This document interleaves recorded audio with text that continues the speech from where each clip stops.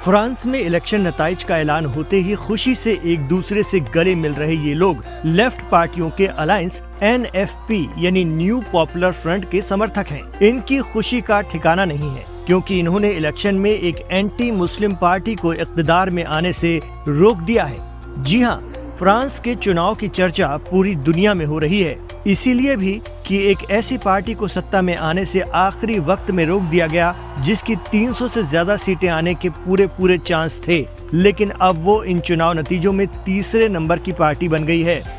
30 जून को फ्रांस में पहले दौर की वोटिंग हुई तो उस दौरान धुर दक्षिणपंथी और एंटी मुस्लिम माने जाने वाले नेताओं मरीन ली पेन और जॉर्डन बारडेल्ला की पार्टी नेशनल रैली जीत हासिल करने की जानिब बढ़ रही थी। इन हालात में बाकी पार्टियों में हलचल शुरू हो गई। इसमें फ्रांस के प्रेसिडेंट एमेनुएल मैक्रों की पार्टी रेनेसां और लेफ्टिस्ट भी थे।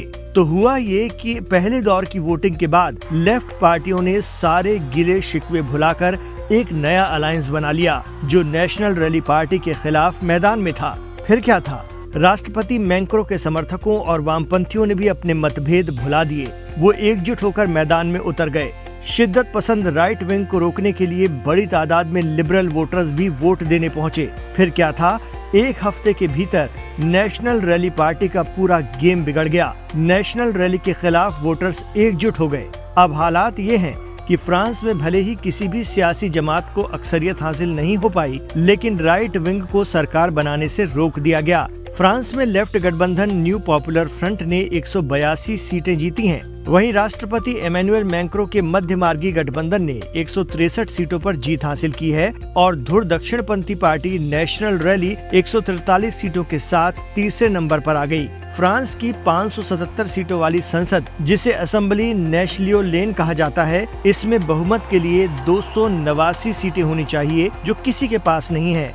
7 समंदर पार फ्रांस में हुए इन इलेक्शंस को लोग मई जून में हुए भारत के लोकसभा चुनाव से जोड़कर भी देख रहे हैं। लोकसभा चुनाव में भारत के यूपी स्टेट में बड़ी सीटें जीतने का दावा कर रही बीजेपी को रोकने के लिए कांग्रेस और समाजवादी पार्टी ने ऐन चुनाव से पहले गठबंधन कर लिया था। राहुल गांधी और अखिलेश यादव के इस फैसले की बदौलत ही बीजेपी को यूपी में भारी नुकसान हुआ और वो दूसरे नंबर की पार्टी बन गई। सत्तारूढ़ पार्टी अकेले अपने दम पर सरकार बनाने की हालत में नहीं थी।